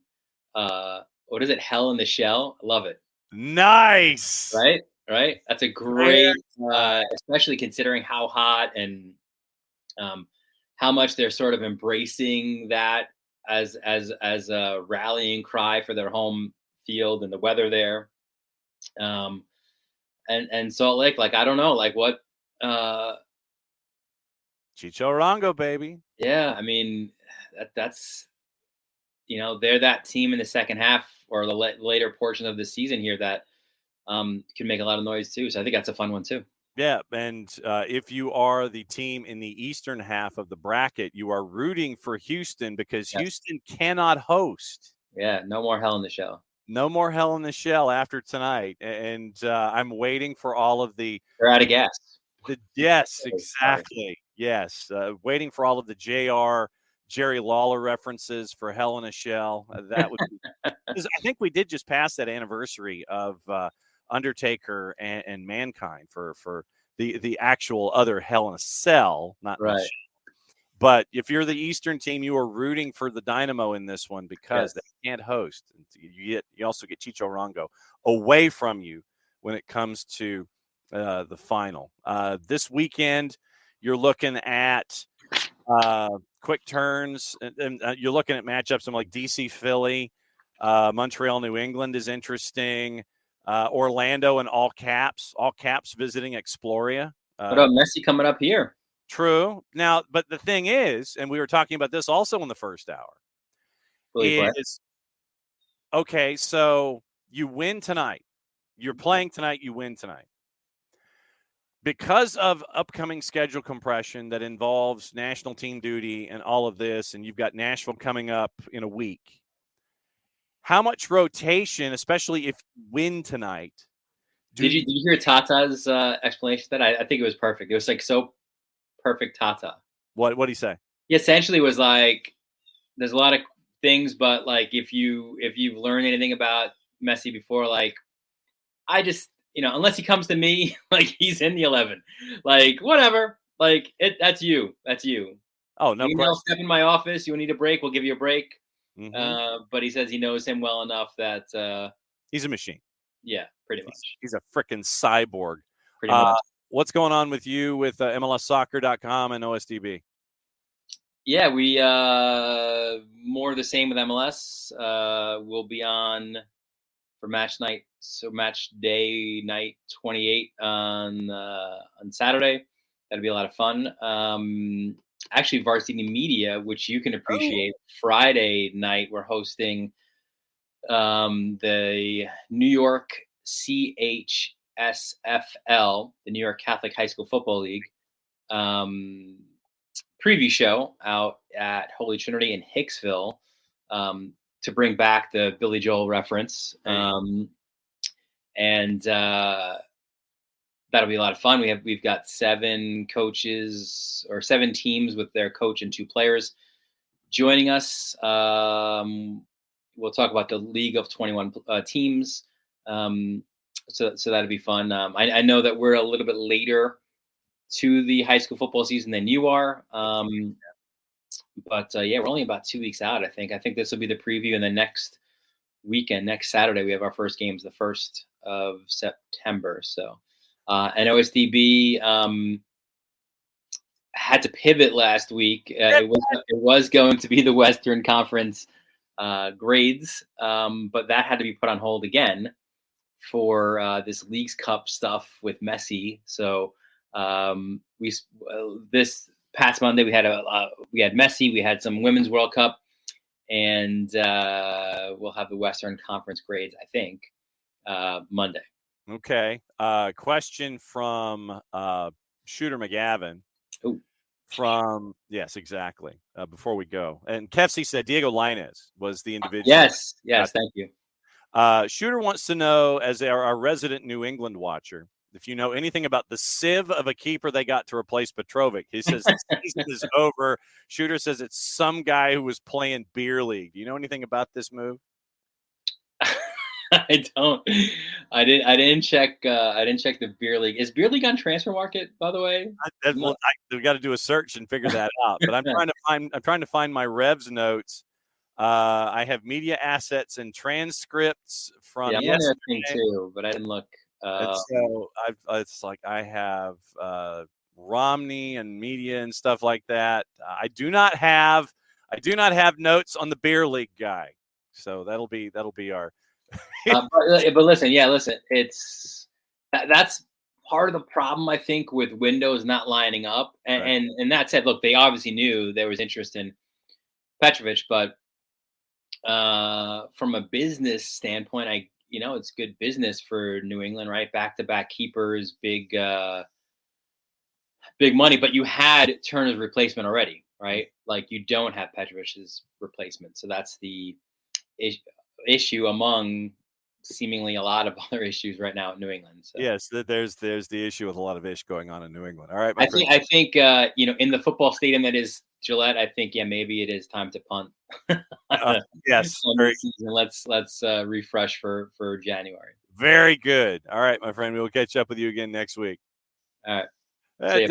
Dylan Butler, Varsity Media, and a bunch of other things, because he's one of the busiest men in show business. And so Shooter is just lamenting in the timeline about everything going on with the Revs. And that means one thing and one thing only, that for the final half hour of Wednesday, as it is developed into his time slot to talk stuff, it's Bart Keeler. Hi, everyone. And so what is your mug this morning, sir? It says, make it happen. All right, so we will make it happen. And now I'm going to appropriately promote the fact that you are on here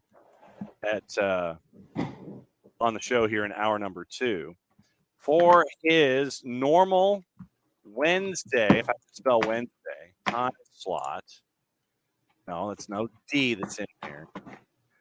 It's soccer for USPODs. See, this is what happens when guests talk and I don't have like a producer. And so it's like, all right, what am I doing? Let's see. Dan's got a question for me that I'll answer real quick while you're. I'll pontificate while you go for it. Do the busy work. What's the question? Bam wants to know how it feels knowing that I went to the only Women's World Cup to break even, and it feels great because I gave a lot of money to this World Cup. So I'm glad I was able to contribute in some small way to the profit and loss being equal. Actually, I mean, I think that's just another testament to how well this tournament was organized, and another testament to Australia and New Zealand hosting a great World Cup. We saw the attendance numbers. Again, I think, if anything, I learned if you put these matches in big stadiums, people will attend them. That's weird how that works, John. I mean, it's you put 75,000 people in Stadium Australia for like 5 games. You put 43,000 in Eden Park for about 5 games, plus. Those things matter. And as you start looking at future Women's World Cups, you have to give it to countries who are going to prioritize the event as a whole and put it in stadiums that are worth hosting World Cup matches. It's not just Women's World Cup, it's World Cup. Now, we all know that you're going to need to have some smaller size stadiums. It's not going to be 75,000 in every, but we see that on the men's side. They have a 40,000 minimum. Is that even worth it sometimes? I mean, we've seen some games that are not well attended at Men's World Cup. I would like to see FIFA put in some standards for what their stadium capacity needs to be. There's currently not one for the Women's World Cup. Right. And I would like to see that. I think that could be a huge improvement, saying, you have to, and probably not for the next bidding round because we've already got bids going and Lord knows we've only got 3.5 years for them to plan. So we can't put these stipulations on them now. But maybe you say, hey, you have to have a minimum of 20,000 seats for group stage stadiums. And then your semifinals have to be 40,000 or something. You can make those stipulations. And I think you're in a position of power to do that because that'll, as we're seeing, make money. Yep. UEFA with the next Women Euros in Switzerland. Well, and that's different a little bit, Bern, because we've seen the Euro tournament on the men's side also go to smaller countries. I mean, Portugal hosting the men's Euros in very small stadiums comparatively. I think that's one thing. It's just for the World Cup, you got to make it a big tournament. The Euros in Switzerland, sure, it won't be as well attended because I think St. Jacobs Park in Basel is only about 40,000 seats. So sure, that's going to be a slight issue, but it is sad because you saw what happened in England with Wembley and they sell that out for a final. You sell out Stadium Australia for a final. Again, people are going to come. I think if you're not doing it, you're missing out on a huge opportunity. And news out of the NWSL this morning. Yeah. Gotham signs Esther Gonzalez through 2025 with a club option for 2026. Gonzalez comes after winning the World Cup, captained the team for 2 games during the tournament, scored a goal against Costa Rica in the group stage. 30-year-old holds the record for all-time scoring with Real Madrid, where she spent 2 seasons notching 39 goals. Rumors of Gonzalez's move have circulated since June, and Gotham's Ali Krieger let it slip during Men in Blazers watching the Spain Women's World Cup quarterfinal that Gonzalez was joining her club. Hello. Yep. I mean, I think this is what we need to see from NWSL is spending money and making room for these international players because, and we talked about this on the recording of Soccer for Us that should be coming to you at 11 a.m. this morning, John. There you go. It's a scheduled send. One of the things we discussed was the question of, do our best U.S. women's players need to go to Europe? And the answer is no, because there's only about 9 clubs in Europe worth going to. So this narrative this question anyway, does seem to be driven a little bit by 2 things. One, reactionary because we had a bad World Cup and a bad cycle. Okay, these things happen. But B, it's because we see this on the men's side and we say, just go to Europe, it's better. And while that may be true, going to the Dutch or Belgian or Swedish league in Europe for the women's side is not better than NWSL. There's only a handful of clubs that are truly better than the NWSL clubs you could come to here domestically. But what NWSL should start doing is trying to get some of these very good players and coming to NWSL to make the league overall more competitive and better. Because right now you have a great balance of competition. You're seeing some clubs separate themselves. And those clubs that are separating themselves, that are willing to spend money, can they start attracting higher profile players from Europe, bring them into the league, and improve the league that way? But really, if you go to Europe, you're going to one of 9 clubs, and every other great player in the world is also going to those 9 clubs. So it is a tight squeeze for everyone. All right, so then let me ask you this. The article that Baudouin came out with in The Guardian, his title is Europe's Leagues Are Overtaking the NWSL. That's a win for women's soccer. Let me get into a bit of the copy here. He says, if the World Cup that has just passed has taught us anything, it's that the road through the States is increasingly the road not taken. Even before fully professional soccer existed, some players crossed the ocean to play in what was arguably the best competition in the world, the USA's college leagues.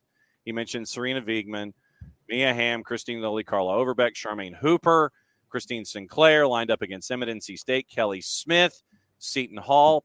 He mentions the WUSA. He mentions WPS.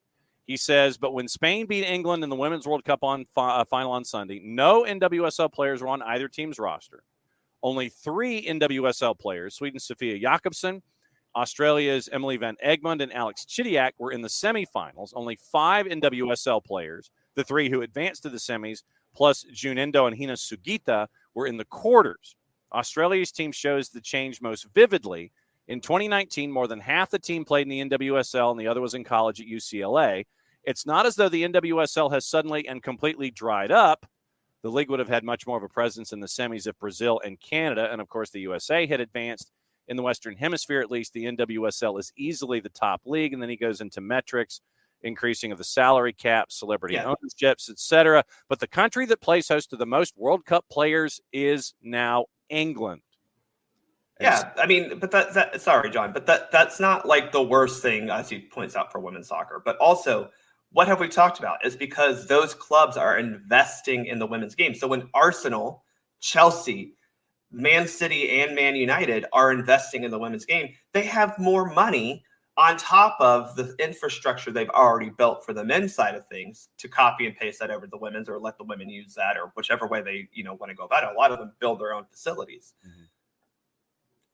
Yeah, we don't have that in NWSL because the league isn't as old. The clubs are, a decade old. And you have owners who, while they're very rich compared to you and I, are not a, city state, an oil baron, a man who married a Walmart heiress. It's different. So, yeah, again, there are going to be a handful of clubs in Europe that are going to be better than NWSL teams because the money is there, the infrastructure is already there. That is something NWSL and USSF needs to do better. And as Byrne points out, got to have better coaches. But that doesn't mean the competition is worse. Right. It as he points out, I think notably, the Western Hemisphere is NWSL. People keep telling me about Liga MX Femenil. It's not very good. Where was Mexico this World Cup? They point out, Jenny Hermoso was on the Spain team. Okay, one player doesn't mean your league that didn't really provide a whole lot else is good. It's also true that the U.S., Canada, Brazil had bad World Cups. You know who else had a bad World Cup? Germany. We're not talking, Wolfsburg was in the damn final of the Champions League this year. Like, we're not saying that they're somehow bad. So this is just overreaction to a bad cycle, a bad World Cup in particular by the U.S. because of bad coaching. And if you were to look at Liga MX Femenil, the standings and the quality of play is stark at times. It really, truly I mean, Tigres, Monterrey, Club America, name a team after that, but, good. Yeah, I mean, it is very, very stark at times. That same thing could be said in Spain, John. Yeah. Barcelona, very good. I mean, I think the quality of the Spanish league, Liga F, is better than Liga MX, but Barcelona and then every other team. Yeah. I mean, you have, just so folks know, in Liga MX Femenil, just as an idea, Club America's on top. They're 7 for 7 out of the blocks. Goal difference of plus 25. Tigres 6-1, goal difference of plus 25. Chivas 5-2, goal difference. They've only given up 4 goals in 7 matches. Then you go Querétaro, Monterrey, Tijuana, León, and then that's 7 teams that are 500 and Pumas basically. So 8 teams, 9 maybe 500 or better in the league. Then you go to the bottom. Santos Laguna has only scored twice in 7 matches. They've given up 25. Mazatlan has only scored 4 matches, and they've given up 23. Obviously, both of those teams have lost all 7 matches. And so once you get past that first handful of clubs, it's almost like there's 3 separate groups Mm-hmm. in Liga MX Femenil. You've got your studs, you've got the ones that are trying, and then you have the ones where you need to have investment. And if you are looking at juice boxes in any of those that are involving like the final 7 teams in Liga MX, you are a true degenerate when it comes to wanting to invest heavily in the minus side when it comes to matches. And that's absolutely, again, an issue that we see across the board for a lot of women's professional leagues. Again, you can look at England, where I think the overall competition level in England is better than just about any league in the world. Probably NWSL, I'd say, is better overall. But you have the big 4. And after that, Everton, Tottenham, Aston Villa, they're all okay, but you get to the bottom and they're not very good teams. We praise the French league, but you have Lyon, you have PSG, you don't even have Montpellier anymore. You don't have any real teams after that. So this is an issue for women's soccer overall, and NWSL does have a better distribution of talent and a better level of competition top to bottom. But how do you raise the ceiling? And you can do that by signing a lot of these star international players. Yeah, and so that's what you're staring at when it comes to this particular dynamic. Bo finishes it up by saying U.S. fans may lament the loss of their perch atop the world's list of talent showcases, and he mentions the talent drain from the college game in the United States on the Division I level.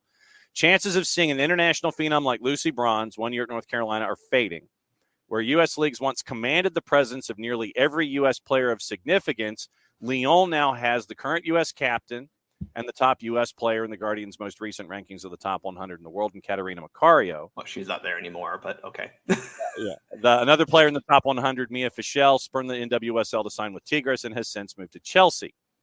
4 players, though, Bo finishes this way. He says, this expanded marketplace is good news. If a player can't command a top salary with an NWSL club, a European club might be able to offer a bit more. Solid options in Japan and Australia also give players more freedom to find the right fit. And when we look back at the 2000s, when the WUSA burned out and left few options for players to earn a decent living in the sport anywhere in the world, hard to say the game isn't in a better place now. Right. And we've seen U.S. women go overseas, go to Europe for a while now. I mean, Rose Lavelle, Sam Ewis, Carly Lloyd, Alex Morgan, they've done spells in Europe. So this isn't like saying that it's not saying, oh, that you have to stay in NWSL, that you have to go to Europe. I mean, obviously there are reasons why these women were playing basically year round. Money was that reason. But, we don't have to do that anymore, right? You don't see a Jess McDonald playing a season in NWSL and then immediately flying off to Australia to play a season there. I think that has improved. So as that improves, as they have more stability financially here at home, they're going to be able to build up everything else. Again, what do you have in Europe that you don't have in NWSL? Well, you have professional academies at the youth level. You have just better overall sporting structures, thanks mostly in part to the investment they've made in the men's side. Obviously in Europe, we know that they've had these professional clubs for a century. We haven't had that in NWSL. So there's a lot more work to be done to build that, whereas these clubs have had 100 years to build. I mean, Arsenal's had how many years to build their academy? Barcelona's had how many years to build La Masia? We don't have that here. I mean, Louisville is the only one truly trying to build something. So we've got to get more of that. It's a problem. We need to address it. Coaching education and coaching development is a problem. We need to address it. But the talent, John, is still there. There's still more talent here in the United States than there is anywhere else in the world. All right. You mentioned talent. The recap show has kind of turned into an interesting outpost for folks to have questions and answers about the women's game. Lindsey Horan went on the recap show and discussed what went wrong with the USWNT, going as far to suggest that the coaching staff didn't put them in the best position to succeed, at least from a tactical perspective. She suggested, and this is from our friends at SI, she suggested the tactics utilized by former coach Vlatko Andonovski and his staff were ineffective against the Swedes, and the team's fortunes began to turn when the players took matters into their own hands. Quote, the game against Sweden, I don't think we were necessarily set up to play the way that we played, she said via Pro Soccer Wire. Quote, that was just us finally coming together and being like, this is what we're going to do. and then it worked, and then it's like, okay, keep doing it. Could that have happened earlier? Maybe. It's a really tough one. Speaking on some of the team's younger players whom Haran had felt immense pressure on them to perform, the 29-year-old suggested the team didn't get the best out of them because of its tactical approach. Quote, I don't think we got the absolute best out of some of them because of the way that we were set up and some of the things that we did in the game. U.S. loses 5-4 in penalties after the game against Sweden, first 90 minutes, so on and so forth. Antonovsky steps down. We talked about Vlatko and changing from Vlatko. What do you think about Haran's comments? So I watched the whole episode, so Okay. probably better than a lot of these people who are commenting on this article. But here's kind of the gist of it, and I think it's not incorrect that she came from Vlatko.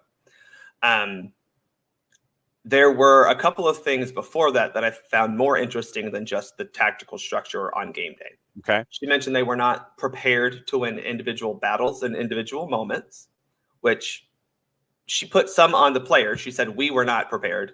But that also comes down a lot to coaching of helping them, giving them solutions before they have to go find them themselves. So that was one big one. But the other one was specific to that Sweden game. She mentioned that her pregame speech was tactical, not necessarily motivational, but she said, we need to make sure we have at least 4 players showing for a ball every single time someone has it. You have to want the ball all the time, not just wait for the ball to come to you. And so that to me isn't necessarily a shot at Vlatko, but also a shot at the team as a whole and the players who were not truly maybe ready to step up and be champions of the world the way that past iterations were. And again, you're going from a generation of 3 straight World Cup finalists, right? Clearly those players understood a little bit. They understood the assignment, if you will. Yeah. This new generation maybe didn't understand that very well. I do think that's a little bit down to Vlatko not truly transitioning the generations well enough. I think he held on to some older players who weren't very good. And certainly some, like a certain commentator for Fox, who weren't necessarily interested in making the new players better. I don't know who you're talking about because I didn't watch Fox's conversation, so right. Those names have been blocked. Well, I didn't watch either because I was on the ground and had to watch New Zealanders tell me about soccer, so that was fun. But it is something that I think is a Vlatko issue, but I also think that it's not just about tactics, and that's what we've kind of discussed a lot on the international management side. Is tactics are important, but not the most important thing. It's providing a framework, a platform for players to succeed, and I think she points to that they weren't given that. She also talked about how they weren't really finding joy on the field. I think that goes back to the fact that there was a lot of pressure on them, and there was. I mean, again, the pressure was for them to win a 3rd straight World Cup, make the 4th final in a row. We talked about that beforehand. That's insane. That is an insane ask for any team to do. I mean, yes, that's the expectation, but the fact that it didn't happen is not a surprise. The fact that it happened so poorly is the surprise. A couple of other thoughts from folks. Bam lets us know that Western United women's team manager Mark Torcaso is the new Philippines manager. Interesting. Interesting that they are pulling the Philippines now pulled 2 Australian coaches in a row. Obviously, one for there's very legit reasons, but yeah, that's interesting. Thanks, man. David says it's strange from Haran, as I think with a different manager, she's not anointed captain and a certain starter. She was never challenged. I mean, maybe Rose Lavelle wasn't healthy this tournament, so I don't know if you're taking out both Rose and Lindsay. I don't know if that's a smart move or if any coach does that. I agree that I think Haran's gift of playing 90 minutes every single game was a problem, but I don't think that she's I personally think Lindsay Horan's an important player on this team. I do agree that she should have been playing every single game, every minute of every single game leading up to the World Cup, because just you need to get more players involved in the team, and that would have allowed you possibly the option of saying, oh well, Ashley Sanchez can do this job, or someone's a DeMello beforehand can do this job. But again, that's a Vlatko problem where he was set in this player gets this. I mean, Pino is basically guaranteed a spot more so, Keno was guaranteed a spot on this World Cup roster. Sure. But I don't know if she was anointed captain. People are saying, oh, he just picked Horan and Morgan. I don't think he just picked them. I do think he has preferences.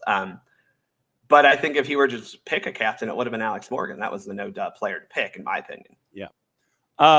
Some reffing down here before we get into this one other element, and I don't know if you saw it. It is a documentary that is out. I haven't started it yet. Okay, so we'll get into the topic, and you can watch the documentary, and you can give us a review and feedback next week when you come back at 10:30. Were there any reffing down here moments that struck you in the past 7 days, one way or the other? Although one thing that did stick with me, and it has to do with, let me see if I can find the report. Apparently, some states in their youth organizations do not have heat policies when it comes to their sports. And in Kansas, apparently, they don't have a heat policy for youth soccer. Well, first off, they do, because U.S. Soccer has one, and via extension of Safe Sport, they should have one. Okay. Because Georgia Soccer doesn't really have one. They just say, because U.S. Soccer has set one, we do. Do you want me to tell it to you? Because I have it right here. Okay. At least I used to have it. Hold on. Let's see if I do have it anymore. Yeah, here's my heat policy. So you have this code, this table, and basically it's which region are you in? And that kind of just dictates where you go. So we are most of the time in the basically you have good conditions, less than ideal, moderate, and high risk. So, right. For example, the past 2 tournaments I've refereed, we were at high risk. We were in black, extreme conditions, actually, because it was 92 degrees plus. Mm-hmm. So you have 92 degrees, 90 to 92, 87 to 90, 82 to 87, and 82 and less. So you have these things with talking about like, okay, well, you need this many water breaks during every 30 minutes of training or whatever. So this is more of an indictment of Safe Sport, which I know is like the best thing that's ever existed, John. There's never been a problem with Safe Sport because this is supposed to be handed down by that type of program. This is given to us by U.S. Soccer. I keep this on my phone because I look at it and go, well, damn, it's 97 degrees today. Maybe we just shouldn't be playing soccer, first off. But they're literally a 92 and up. It says no outdoor training, delay training until cooler, or cancel training. Yeah. So, but when you play a lot of money to play a tournament, they're not doing that. Right. Story out of Kansas City, and I posted it in the Twitch pitch. Local youth soccer coaches say there need to be better heat policies after hundreds of matches were played in scorching heat this past weekend. Hundreds of games played over the weekend between a tournament and league play, all hosted by the Heartland Soccer Association, the largest soccer league and tournament host in the country. After games in the brutal heat on Saturday at 4 different locations in the Kansas City metro, coaches and parents called on Heartland to cancel games. KMBC talked to a parent. Games were canceled after several teams refused to field teams that day. I know my kids personally. Jason Lee says with Union FC, I can control the practice environment they're in, but when they go and compete in games, it's a whole different setting. Coaches are now calling for a well-defined heat plan for Heartland and other youth soccer organizations. They say there are weather plans in place for cold weather and lightning. But it sounds like Here's your heat plan. Yeah. It's like I was wondering about that. So, for example, red, which is the second highest, which is basically what we apply anything over 90 degrees. Maximum of 1 hour of training with 4 4-minute water breaks in the hour. So, again, we don't apply this very well because we will play a game that's 35-minute halves, so that's 70 minutes long. Now, we give them a 10-minute halftime. We take 1 or 2 water breaks in the middle of the game. So, yes, this is just a guideline, and I agree. They should be more proactive in saying, no, actually, it's really hot. We should take a break.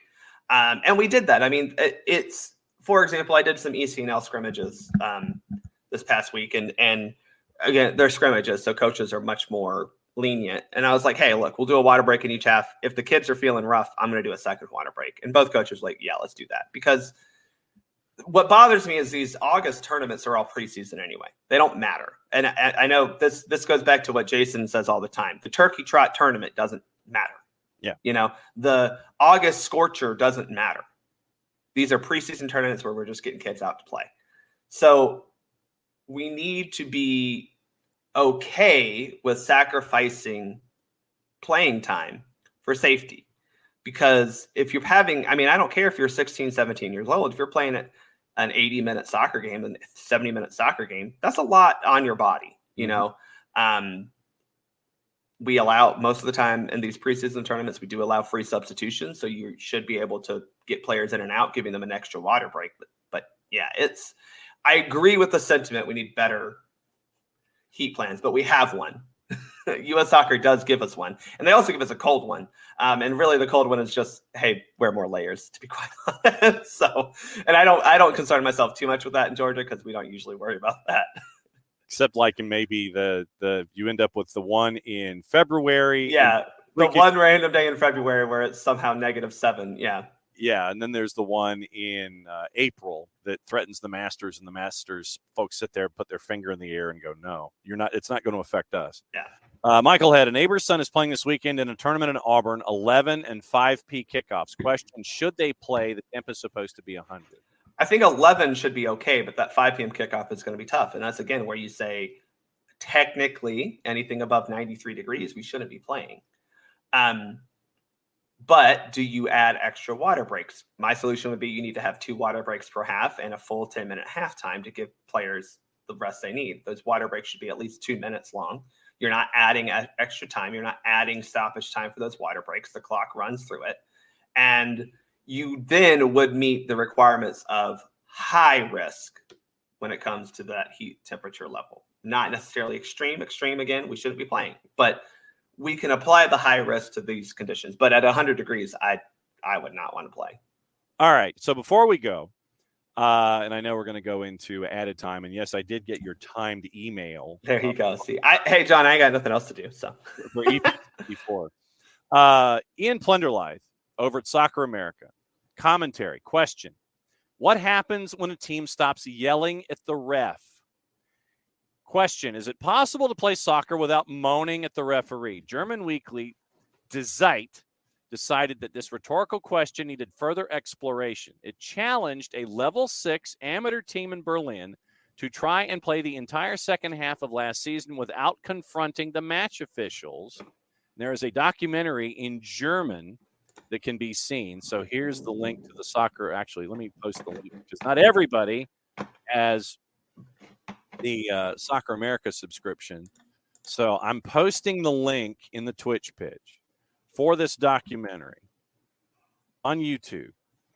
And they talk about amateur status and all this kind of stuff. But for the second half of this past season in the Berlin Liga, the players agreed to no discussions, no protesting, and that we stay calm and sporting. Kicking the ball away, verbal fights, deliberate fouls born of frustration damaged the club's image. Next few games delivered mixed results in terms of both sporting and disciplinary goals. But the 26-minute movie does manage to throw up both a hero and a villain. Of course, you need to in these kinds of situations.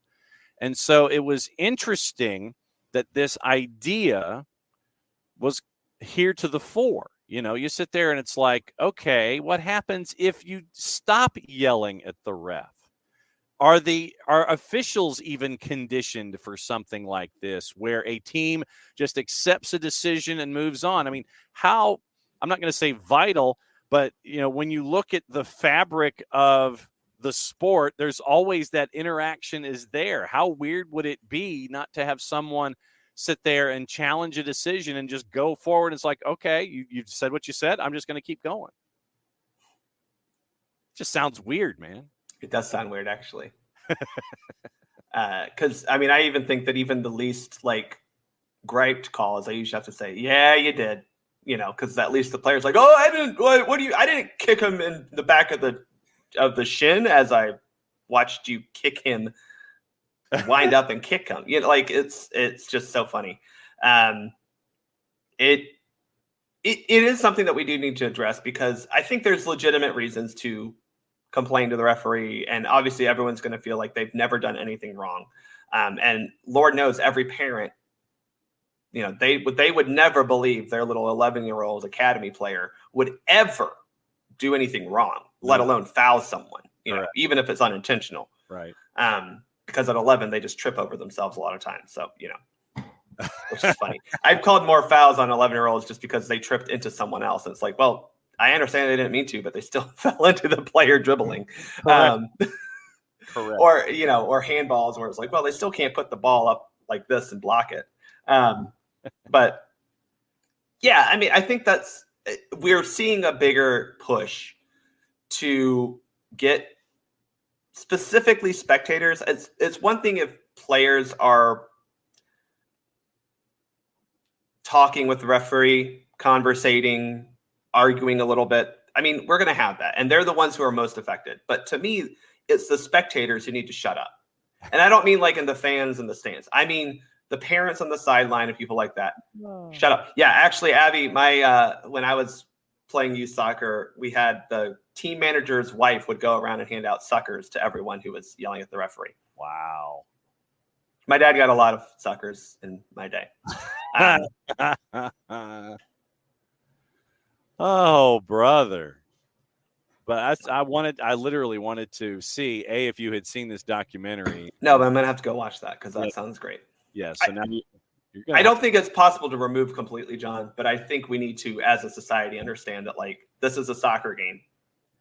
And unless it's a World Cup final or Champions League final or anything like that, like the reality is this one decision in this one match is not going to be the thing that makes or breaks you as a person, and you need to chill.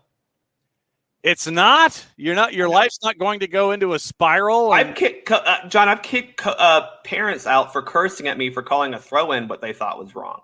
Of course. So, Burns says you can't just watch women. You can just watch women's soccer. A lot less yelling at the ref.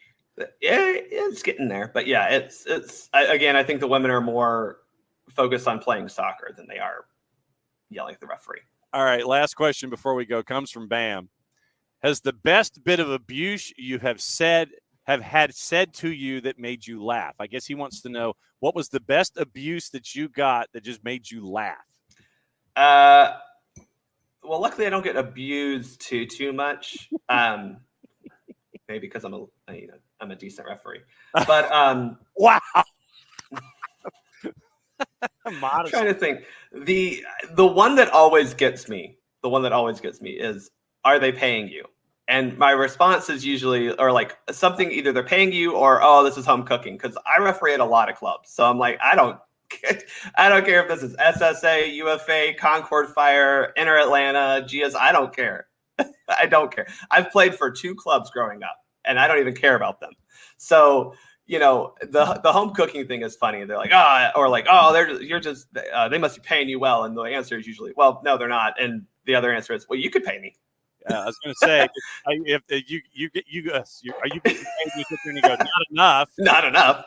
I like to think of myself as a person of integrity when it comes to refereeing soccer, but there are certain things that bribing would work. I'm just saying. Like a couple weeks ago when I was in the heat and a parent offered me a very nice ice cold Gatorade to get some calls wrong. To get some calls, and I said I took it, and the Gatorade did taste well. I didn't give them any calls necessarily, but I was more than happy to accept an ice cold Gatorade in the 95-degree Georgia heat. No doubt. Abby wants to know: are the youth or adult leagues worse? Youth leagues, much worse. The adult leagues, especially, actually, Abby, like when I referee ADSL, especially, like the players will argue, but because they're an adult too, you can kind of like give them a little bit of sass or like, talk to them like adults. The players in the youth league are entirely different, because they get so mad over things they don't understand, and then they call you bruh, and you're just like. So I've actually started saying bruh back to them, and that kind of shuts them up. I'm not joking. Like, I know. bruh, and I'm like, come on, bruh. And they're like, that shuts them up pretty. That's the thing. You got to find the way to talk to them where they understand, And in adult leagues, though, I think, especially when I do a lot of the rec ones, and as someone who plays, we're just looking to have a referee who's engaged and looking out for our best interests, right? At that level, we understand that not everything's going to be right or wrong. But what we want is fairness. What we want is engagement in the game.